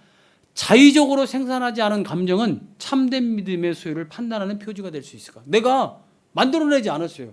외적인 영향에 의해서 내가 감정을 받을 수 있어요. 내 감정이 막 움직여. 그거 가지고 표지가 될 수 있느냐? 없다는 거예요. 이 감정은 초자연적 현상 및 사탄의 역할과 연약한 육체에 의한 것도 영향을 준다는 겁니다. 하나님의 역사도 있을 수 있어요. 그러나 사탄의 역할도 우리한테 충분히 자기 감정을 외부로부터 주입시켜가지고 움직이게 할 수 있다는 거예요. 그리고 여러분, 내가 육신이 약하면 그런 일이 일어납니다. 그런 일이 일어날 수 있어요. 제가 제주도에 가서 힘들어 보니까 이 정신의 상태가 통제가 안 되더라고요, 여러분. 그때 만약에 제가 하나님의 계시를 받았다고 하고서 그냥 특별 계시를 쫙 이야기하면 이단으로 가는 거예요. 양적 성장을 위해서. 얼마든지 쓸 수가 있겠죠. 진짜 심신이 피곤하니까 여러분, 정신이 혼미한데 말할 수 없더라고요. 통제가 안 돼요.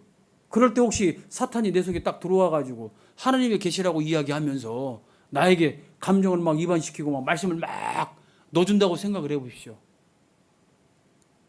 정통 기독교의 모습을 쓴 거짓 목사가 되는 지름길로 가는 거예요, 여러분들.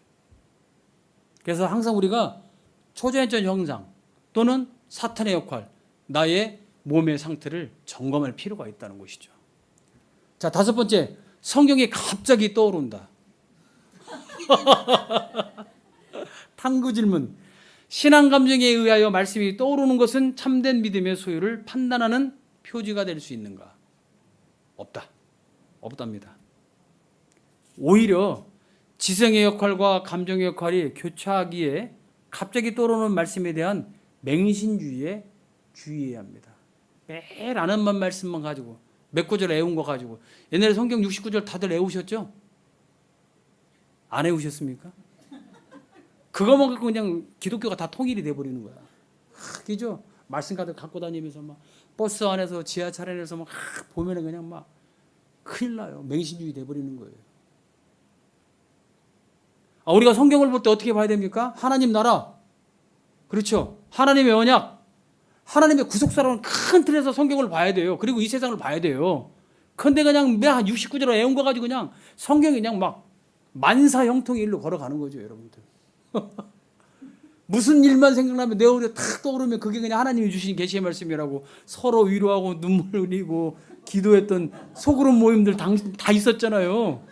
그거 조심하라는 얘기예요. 적극적 표지가 아니라 뭐다? 중립적 표지이다. 신앙송 잘 해보세요. 안 외워도요, 읽어도 은혜 됩니다, 여러분들. 여섯 번째, 사랑의 피상적 표현. 탐구 질문은 무엇이겠습니까?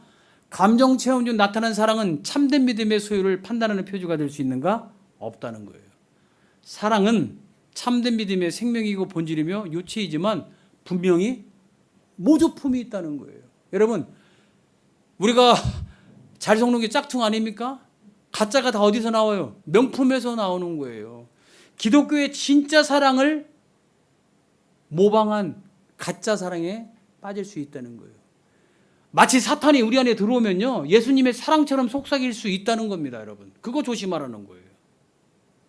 우리가 잘 넘어갑니다. 이 부분은 반드시 필요합니다. 이게 바로 이제 2부의 6장에서 이야기해 주고 있는 내용입니다. 7장, 감정의 정도. 탐구 질문이 다음과 같습니다. 동시다발적으로 체험한 신앙 감정은 참된 믿음을 소유하고 있다는 판단의 표지가 될 수 있는가? 없습니다, 여러분. 거짓 믿음에 의한 모주품도 사랑에 대해서 다양한 감정을 섞어서 우리들에게 은혜로운 감정으로 일으킬 수 있다는 거예요. 우리가 이런 부분에 너무 많이 속았잖아요. 네. 그렇지 않습니까, 여러분? 사실 우리가 돈을 쓰고 소비하는 것도 보면요, 감정을 자극하는 것들은 돈이 팍팍 나갑니다. 감정이 없으면 돈 안 나가요. 개혁주의 교회가 왜 작습니까? 자칫 잘못하면 말씀이 딱딱하다고 받아들이기 때문에 그래요. 근데 진리를 알면 알수록 어떻습니까? 여러분, 사랑생교회 얼마나 사랑하고 있습니까? 그렇죠? 근데 사람들이 듣는 과정을 싫어하는 거예요. 이 과정에 대한 노력이 없어요. 하나님의 은혜가 그냥 거저주는 것만 생각해요. 뭐처럼? 그냥 신앙 감정에 막 이 동시적으로 막 다발적으로 막 경험돼야지 내 교회가 최고의 교회로 착각하고 있기 때문에 우리는 진리에 대해서 천착하고 애쓰고 노력하는 모습들이 안 나타나는 거예요, 여러분. 그게 뭐예요? 여기 말한 대로 중립적 표지예요, 여러분들. 너무 여러분 다발적인, 동시다발적인 다양한 감정에 함몰되지 않기를 바랍니다. 자, 여덟 번째, 감정의 체험 순서. 양심의 각성과 죄를 깨달은 후 순차적으로 느낀 위로와 기쁨은 참된 믿음의 소유를 판단하는 표지가 될 수 있는가? 어떻습니까, 여러분들? 될 수 없다는 거예요. 지나치게 내가 경험한 회신의 순서에 입각해서 이 모든 것들이 성령의 역사에 따라 그렇게 정해졌다라고 이 단계와 방법을 너무 규정화시키는 것은 위험하다는 거예요. 왜냐하면 아까 말씀드린 대로 성령의 역사는 어떤 역사입니까? 자연적 역사가 아니라 자연적 역사를 넘어선 초자연적 역사잖아요. 그렇기 때문에 방법론이 여러분 너무나 다양해요. 여기 있는 박장호를 하나님께서 하나님의 사람으로 만드는데 이루 말할 수 없는 과정과 특별한 은혜로 저를 이끌으셨어요. 그걸 어떻게 다 똑같이 동일하게 스탠드하게 길을 제시해가지고 이게 맞다라고 정형화시킬 수 있겠습니까? 우리는 학문을 그렇게 배웠잖아요. 정량적으로 채점을 매기고 정형화되고 요지를 깨닫는 것들로 우리가 너무 체질화되다 보니까 여기 나와 있는 감정의 순서도 그렇게 정리가 돼야만이 맞다라고 생각을 해요. 그래서 여러분, 이런 부분에 무지한 목사를 잘못 만나게 되면 그 사고 안에서 일률적으로 그런 현상들이 일어나요. 제가 신학대학을 다닐 때 보니까 여러분, 대학원 다닐 때 보니까 많은 사람들이 주말만 되면 어디 가느냐? 소록도로 가는 거예요. 방언기도 통성기도라고. 그런데 거기 가면 어떤 현상이 일어나면, 저는 가보지 않았는데 갔다면 본인들이 증언을 해요. 앞에 있는 강사가 다다다 하면요, 앞에 있는 회중들이 두두두 하고 쓰러지는 거예요. 다다다 두두두 하면 이게 신앙의 이 놀라운 경험들을 하고 다닌대요. 그거 하고 있어요. 그래서 그 사람들이 기도하는 소리면 맨 그 소리만 나. 다다다 두두두, 다다다 두두두. 그게 신학대학의 모습입니다, 여러분. 그럴 수 있습니까? 그러면 그런 분들이 경험하는 회심의 순도도 동일할 거 아니에요? 그렇지 않습니다. 이런 일들은 성령의 초자연적 역사를 인간이 이해하고 인간이 경험한 범준에 가둬버리는 일이 돼버릴 수 있어요. 그래서 이렇게 지금 에드워즈 목사님이 목회를 하면서 놀라운 신앙의 감정이 일어났는데 그것을 나쁜 것으로 치부해버린 이성주의자가 있었고요. 이걸 너무 신봉하는 열광주의자가 교회 안에 있었다는 걸 깨달았기 때문에 이걸 정리한 거예요. 뭐를 토대로? 성경을 토대로 부흥을 이렇게 정리하자. 우리가 가지고 있는 신앙의 감정이 진짜 믿음을 가지고 있는지 참된 그리스도인의 모습인지를 판단하자. 말씀을 통해서. 그런데 여기 성경에 보면 성령의 역사 우리가 다 표현할 수 있습니까? 모르는 부분이 너무 많아요. 하나님 아까 말씀드린 대로 원형신앙이신 그분을 우리가 어떻게 이해를 합니까? 성경이 이야기해주고 있는 성령의 역사를 토대로 우리가 알면 되는 거예요, 여러분들. 그래서 규정화, 체계화 시키는 부분이 매우 위험스러울 수 있다는 부분을 놓치지 말아야 합니다. 자, 그 다음에 종교적 행위의 피상적 실천. 탐구 질문이 뭐냐면요. 종교적 행위에 헌신하는 것은 참된 믿음의 소유를 판단하는 표지가 될 수 있는가? 될 수 없습니다. 이것도 역시 중립적 표지입니다. 성령의 외적 역사에서 일어날 수 있어요. 일반 계시에서 일어날 수 있는 거예요, 여러분들. 다른 분들이 타종교를 믿고 이단에 빠진 분들 그 열심이 어떻습니까? 그 실천이 어때요? 생활 다 집어던져요. 인생 포기합니다. 자녀 관계 안 해요. 신경 쓰지 않아요. 그렇지 않습니까, 여러분? 그거 가지고 우리가 좋은 것으로 여길 수 없어요. 참된 신앙이 가지고 있다라고 말할 수 없는 것이죠. 성경은 외적인 종교적 헌신에 대하여 참된 은혜의 본질을 가진 자도 갖지 않은 자도 나타내주고 있고요. 그걸 보여주고 있어요. 그게 바리새인들 아니었습니까? 그게 율법주의자였잖아요. 우리 이런 일들을 놓치지 말아야 된다는 거예요. 그런 일이 있으면 여러분들 성경으로 돌아가서 이와 흡사했던 종교적 헌신의 열심을 가졌던 그 예전의 사람들을 다 보면 성경을 통해서 보고 교회를 통해서 보면 정리가 된다는 얘기입니다, 여러분들.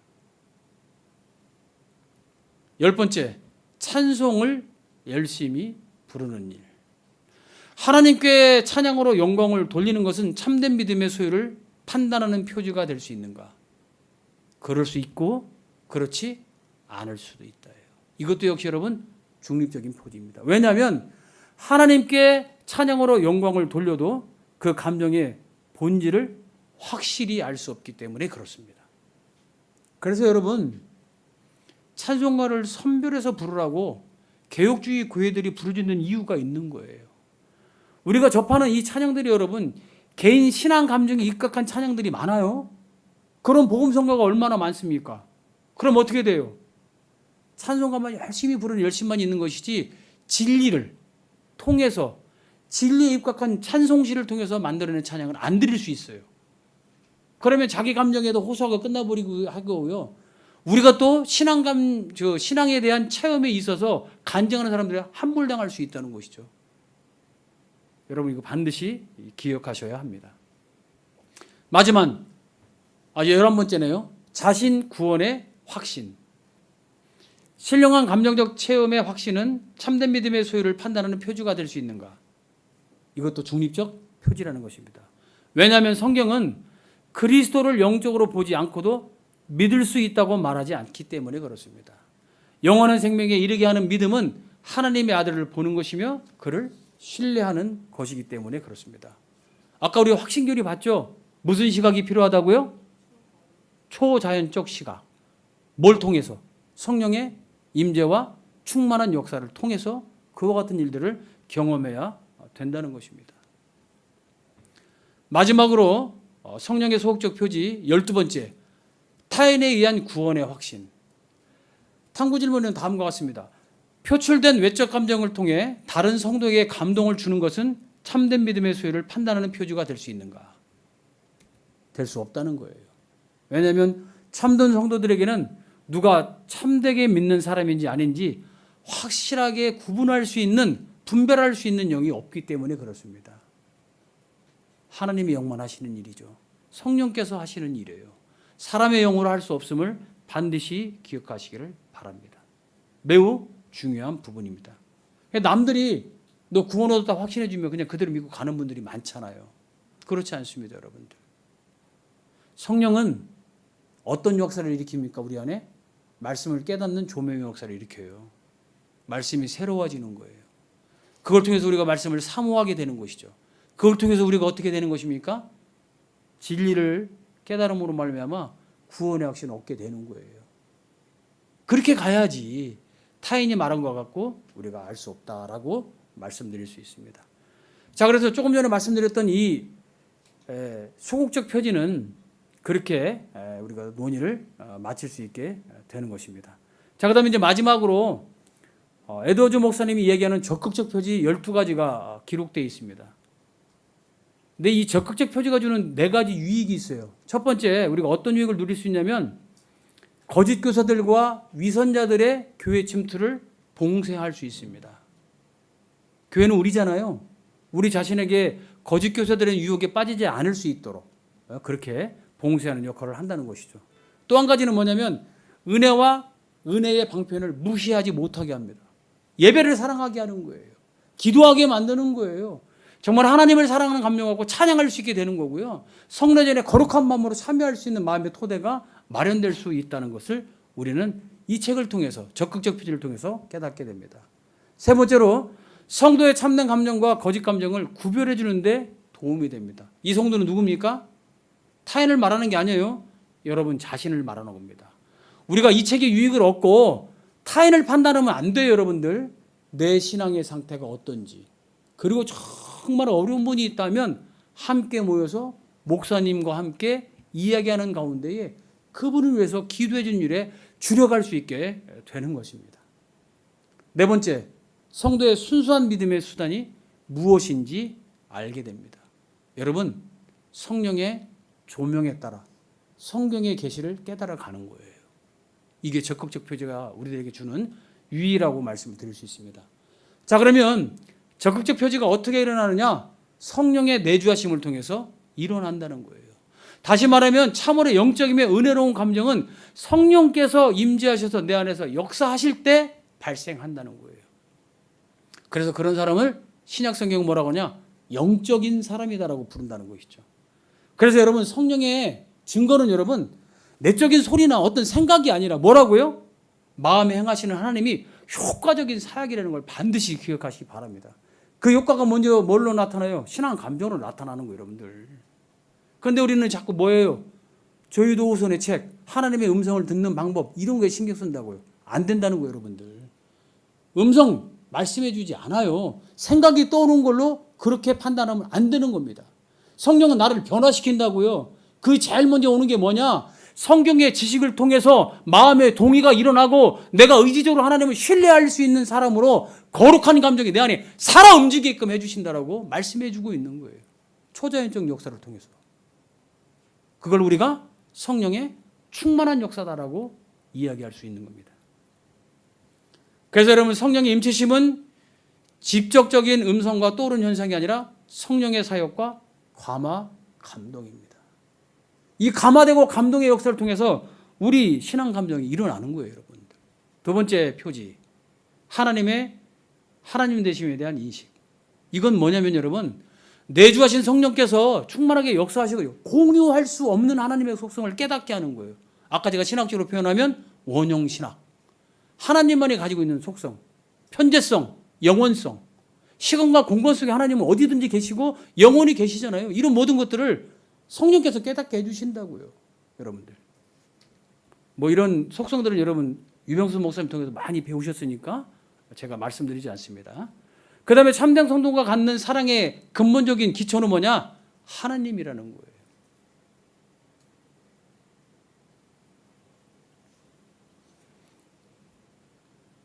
여러분, 그래서 우리는 사랑을 생각할 때 어거스틴이 이야기했던 사랑을 좀 정리할 필요가 있어요. 어거스틴은 사랑을 뭐라고 얘기했냐면 우티와 후루이라고 얘기했어요. 이 우티는 여러분 최종적인 목적을 위한 단계를 가게 한 어떤 과정인 거예요. 그 사랑은 여러분 이용하는 사랑입니다. 우티라는 것은 이용하는 사랑. 최고의 무엇을 만나기 위해서. 프로이라는 사랑은 어떤 것이냐면 최고의 사랑. 이건 뭐냐면 향유하는 사랑입니다.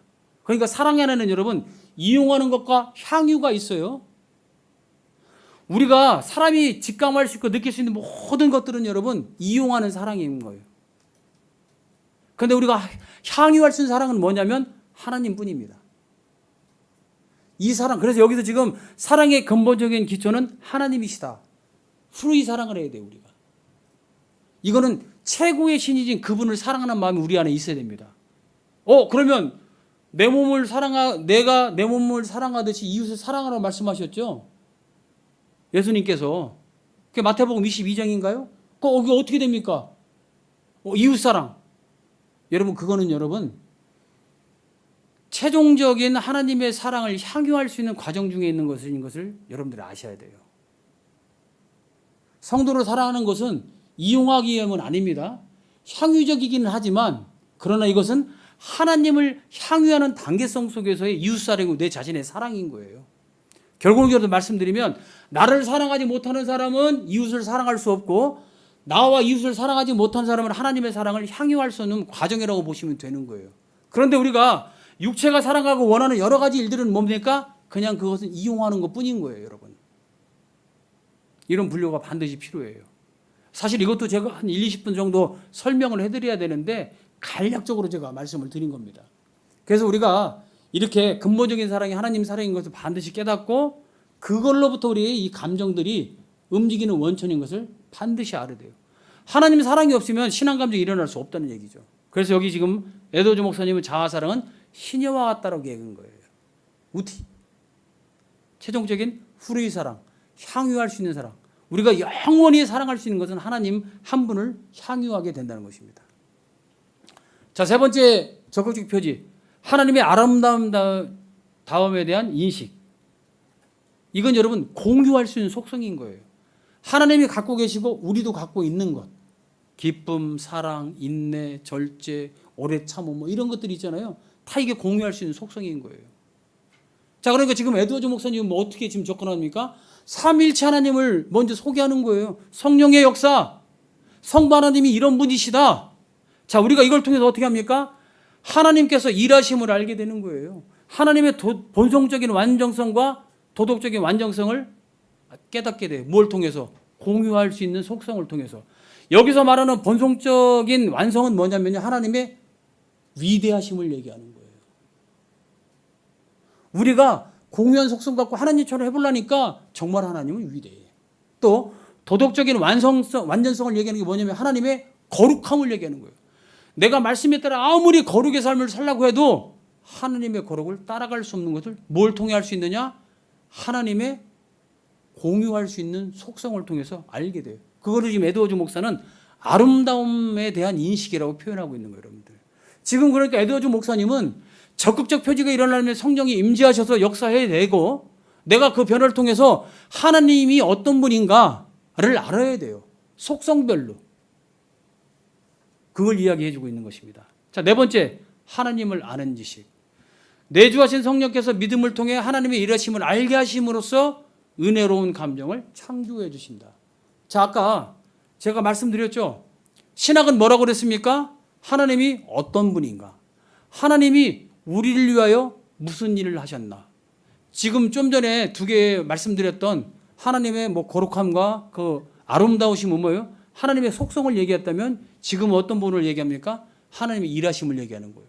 구원의 역사를 지금 4장에서 얘기하는 겁니다, 여러분. 그래서 이게 하나님이 아는 지식은 뭐냐면 하나님이 행하신 일을 통해서 우리가 하나님을 알 수 있다는 거예요, 여러분들. 성령의 은혜로 주어진 믿음의 지식을 토대로 한 하나님 아는 지식은 굳어진 마음을 녹여 열어주고 신앙 감정을 풍요롭게 해주는 열쇠라는 겁니다. 그래서 우리는 결국적으로 이 영적 지식을 통해서 신적인 일들의 도덕적인 아름다움에 대한 미각과 감각이 살아나는 거예요. 그리고 2차적으로는 그 감각에서 나오는 모든 인식과 지식을 우리가 아우를 수 있는 사람이 되는 거예요. 그래서 우리는 신학하는 존재, 하나님을 알고 그분의 말씀에 따라 은혜를 받고 살아갈 수 있는 사람이 된다라고 정리해 볼 수 있습니다. 다섯 번째, 진리에 대한 깊은 확신이 일어나요. 성령의 적극적 역사를 통해서. 그래서 내주하신 성령께서 믿음을 통해 실제적인 하나님의 일하심에 대하여 영적이며 합리적으로 확신하게 만드심으로써 은혜로운 감정이 생기게 되는 것입니다. 그래서 우리는 믿음의 동역자를 통해서 그들이 왜 확신교리를 세우고 또 그렇게 살아왔는지, 왜 믿음의 조상인 아브라함이 그런 인생을 살아왔는지를 우리가 진리에 대한 깊은 확신을 통해서 그런 것들을 얻게 될 수 있습니다. 자, 그 다음에 참된 겸손입니다. 내주하신 성령께서 불어넣으신 은혜로운 감정은 복음적인 겸손을 동반하게 합니다. 아까 우리 집사님 신앙 감정을 제대로 읽으셨다라고 제가 그렇게 이야기할 수 있다는 건 뭐냐면 바로 이 부분입니다. 성령께서 불어넣으신 은혜하는 감정을 통해서 우리가 복음적인 겸손을 깨닫게 되는 거예요, 여러분들. 말씀에 입각한 겸손. 우리가 아무리 부르짖어도요, 세상 윤리와 세상 사랑 가지고 겸손을 말할 수 없어요. 진정한 겸손은 무엇입니까? 성경이 토대가 되는, 성경에서 말씀해주고 있는 그 내용에 따른 겸손이 복음적인 겸손인 거예요. 그 겸손을 우리가 얻게 되는 것입니다.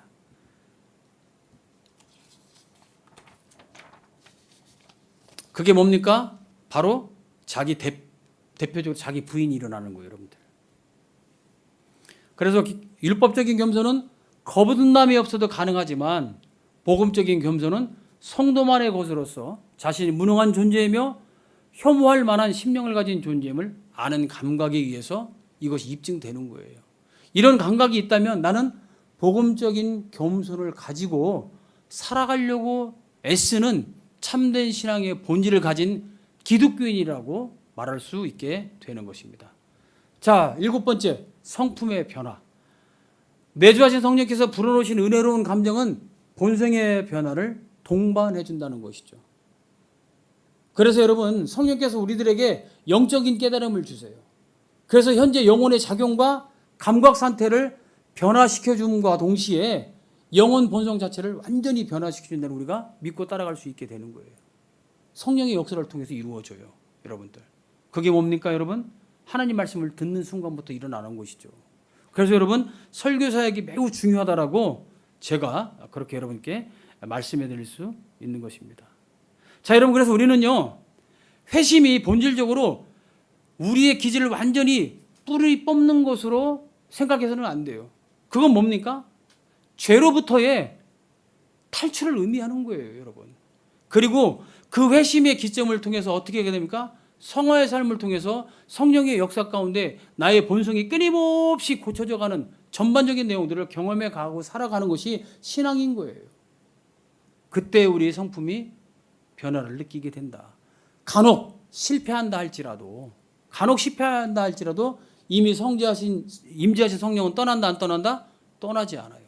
끊임없이 우리 안에 내주하셔서 우리의 신앙을 다 회복시킴으로 말미암아 신앙 감정에 입각한 성품의 변화를 이루도록 이끌어 가시는 것을 여러분들이 믿으시면 되는 것입니다. 그래서 변화의 능력을 본질적으로 하나님의 능력이며 특별히 성령께 속한 것으로서 신적이고 초자연적 깨달음과 조명으로 효과를 낼 수 있게 되는 것입니다. 그래서 제가 아까 전자에 성령의 영광과 조명에 대해서 분리하시라고, 구별하시라고 말씀을 드린 겁니다. 자, 8번째, 그리스도의 성품을 닮아가는 거야. 내주하신 성령께서 불어넣으신 성령의 놀라운 은혜로운 감정은 주님의 닮은 모습을 가지고 우리가 살아가게 돼요. 그것이 바로 그리스도인의 정신이라고 말할 수 있습니다. 그 정신이 뭡니까? 용서, 자비, 사랑인 거예요, 여러분들. 그래서 성경에서는 예수를 뭐라고 표현합니까? 어린 양이라고 표현하는 거예요. 그래서 성경은 성령을 비둘기로 상징하고 있는 거예요, 여러분들. 이런 부분들 여러분들이 기억하시고 내가 주님의 성품을 닮아가는 어린 양 같은 그런 성품을 추구하시고 성령의 내주를 통해서 충만한 은혜 가운데 있는 여러분들은 비둘기와 같은 성령의 그 역사를 기대하며 살아가시면 되는 것입니다. 그래서 성경에 기록된 미덕들은 그리스도인의 정신이며 그리스도인의 성품이며 성령의 본성이다. 아까 말씀드린 그 미덕이 뭐예요? 사랑, 기쁨, 오래 참음. 우리가 이야기하는 성령의 9가지 모든 이런 열매들이 바로 그리스도의 정신이라고 성경은 말씀해 주고 있는 것입니다. 자, 9번째 적극적 표지는 무엇이냐? 하나님을 두려워하는 것입니다. 그렇습니다, 여러분. 성령이 내 안에 충만하게 역사하시면 하나님을 경외하게끔 만들어요. 존경하고 하나님을 두려워하는 마음이 자동적으로 생기게 되어 있습니다. 그래서 여러분 우리가 이것을 적극적 표제라고 볼 수 있는 것이죠. 그러니까 내가 하나님을 두려워하고 경외하고 이런 마음을 갖고 있다는 것은 성령께서 내 안에 역사하시는 내적 증거가 있다고 말씀드릴 수 있는 것입니다. 그렇습니다, 여러분. 하나님에 대한 두려운 감정은 성령의 의로운 믿음의 역사 가운데 돌 같은 마음이 어린아이와 같이 변화를 받을 때 일어나는 것입니다. 그 다음에 여러분 우리 신앙의 균형. 오늘도 우리가 신앙의 균형을 말씀 나눴잖아요. 그렇습니다, 여러분. 이것도 성령께서 충만하게 역사하실 때 가능하게 되는 것입니다. 그래서 믿음의 순례자가 이 땅에서 경험하는 은혜로운 감정과 미덕들의 균형은 완벽하지 않지만 그 사이에 심각한 부조화는 없다는 사실입니다. 우리가 자꾸 내가 은혜로운 감정을 가졌는데 어떻습니까? 아까 말씀드린 성령의 9가지 열매가 내 삶을 통해 나타나지 않아요. 그런데 이것을 갖고 우리가 나의 구원마저도 흔들린단 말이에요. 내가 정말 참된 기독교인인가? 내 믿음이 진짜 참된 믿음의 본질을 가지고 있는가 의심하게 된다는 거예요. 여러분, 그렇지 않다는 거예요. 그렇지 않습니다. 그러나 우리 안에 그렇게 부조화 자체는 심각할 정도로 일어나지 않는다는 사실을 기억하시기를 바랍니다. 여러분, 마귀의 역사는 무엇입니까? 자꾸 조소하는 거예요. 너 이거 잘못했잖아. 네가 무슨 그리스도냐? 네가 삶의 변화를 느끼고 있다고? 무슨 그런 삶을 가지고서 네가 성령의 역사가 있다라고 말할 수 있어. 자꾸 우리가 마귀가 우리 길을 통해 그렇게 이야기하는 거예요, 여러분들. 나를 흔들어 놓는 거예요. 그러나 그렇게 받아들일 필요가 없습니다. 내가 부족할 수는 있지만 부조화는 일어나지 않는다는 것 기억하시기 바랍니다. 아까 말씀드린 대로 그렇게 여러분들이 신앙의 균형을 잘 잡으시기를 바랍니다. 하나님을 향한 갈망 어떠십니까, 여러분들? 정말 하나님에 대한 사랑이 톡 더 마음속에 있습니까? 그게 행복으로 가는 길이에요. 그래서 여러분 어거스틴이 이렇게 얘기했잖아요. 하나님이 인간을 창조하실 때 4단계로 창조했다는 거 아니겠습니까? 자, 인간 위에 하나님이 계시고요. 그 다음에 내 자신이 있고요. 나와 동일한 이웃이 있고요. 사람보다 못한 동물들, 그런 피조물들이 있다라고 나눴어요, 여러분들. 그 질서 가운데서 우리가 하나님을 사랑하는 마음을 가질 수 있다는 거예요. 여러분. 우리가 그렇게 최고의 선이신 하나님을 사랑하는 마음을 우리가 카리타스라고 그러는 거예요, 여러분들. 질서적 사랑. 내가 존재하고 있는데 내가 사랑하는 내 자신이 하나님보다 높으면 안 되는 거예요. 나보다 위에 계신 하나님을 사랑하는 그 마음, 그게 카리타스예요, 여러분들. 쿠비티타스라는 말은 뭐냐? 무질서한 가운데 사랑하는 거예요. 내가 하나님보다 더 사랑을 받는 존재가 돼야 돼. 나보다 덜 사랑받는 동물을 그 이상으로 사랑하는 것, 다른 피조물을 더 사랑하는 것, 그게 명예고 물질이고 다 그런 거 아니겠습니까? 이게 여러분 잘못된 사랑이라는 거예요. 이런 질서를 우리가 알아야 됩니다. 그래서 하나님을 사랑하고자 하는 이 갈망함이, 그 사랑함이 넘치면 넘칠수록 나는 행복으로 가는 길로 계속 가는 거예요, 여러분들. 그렇게 말씀을 드릴 수가 있습니다.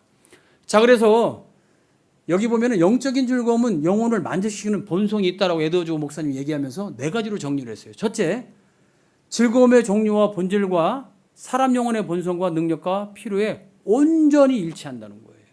두 번째로 영적인 욕구가 기대하는 바를 채워준다는 거예요, 여러분들. 세 번째로 영적인 즐거움이 주는 만족과 기쁨은 영구적이라는 거예요. 그런데 우리는 어떻습니까? 가멸적 사랑을 위해서 살아가잖아요.